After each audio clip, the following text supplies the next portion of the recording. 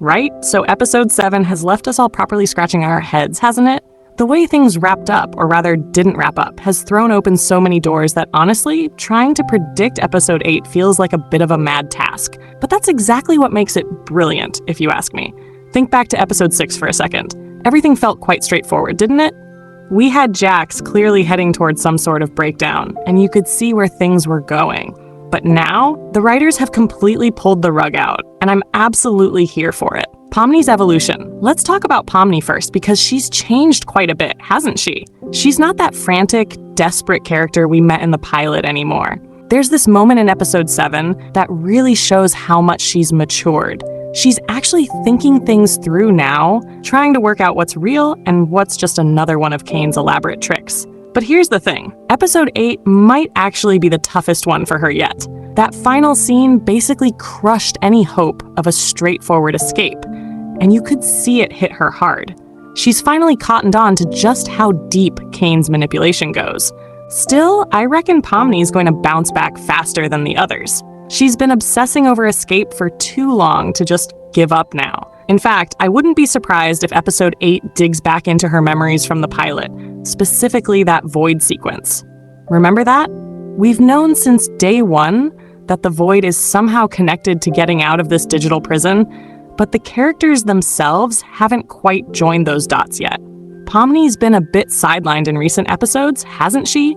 Jax has been getting all the focus, but she's still our main character, and episode 8 really needs to bring her back to center stage. I'm expecting her thoughts and theories about escape to drive a big chunk of the story forward. Jax, the most complicated character. Now Jax, blimey, what a journey he's been on. He started as your typical bully character, but lately we've been seeing someone who's genuinely terrified and broken inside. Episode 7 could have been the end of him, really. You know, another one heading to the cellar with the others who've lost themselves.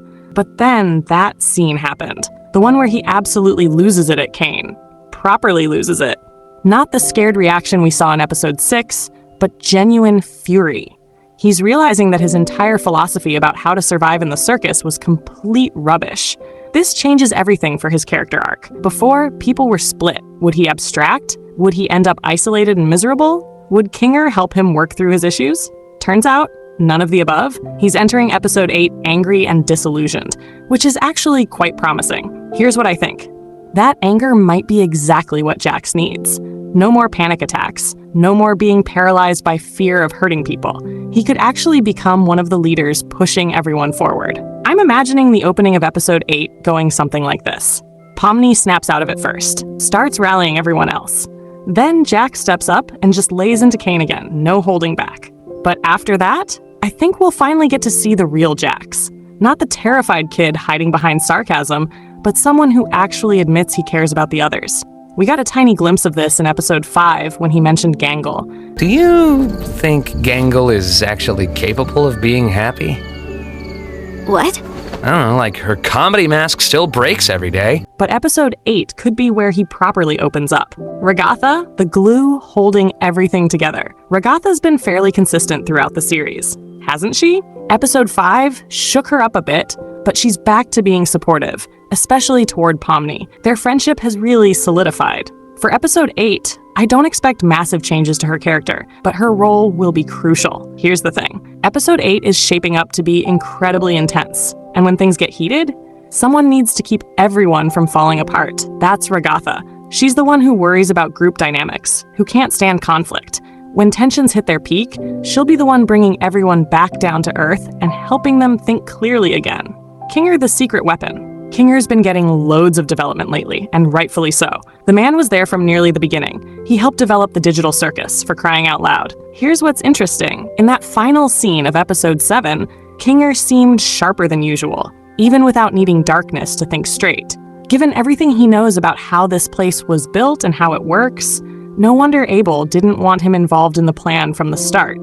Kinger would have spotted the lies immediately. In episode 8, having a fully lucid Kinger could be game-changing. He's not just knowledgeable, he's wise. He understands these characters and their problems in ways the others don't. He's going to be essential for whatever comes next. Zubil and Gangle, the wild cards. These two are harder to predict, but they'll definitely matter. Zubil already hates Cain, and after episode 7, that's only going to intensify. I've got this theory that she might actually start deliberately winding Cain up, calling him over just to say the things he's most afraid of hearing, now basically keeping him distracted while the others work on escape plans. We've seen how easily he can be rattled now, so this could actually work. As for Gangle, she'll probably stick close to Zubil, supporting her however she can. What episode 8 really means.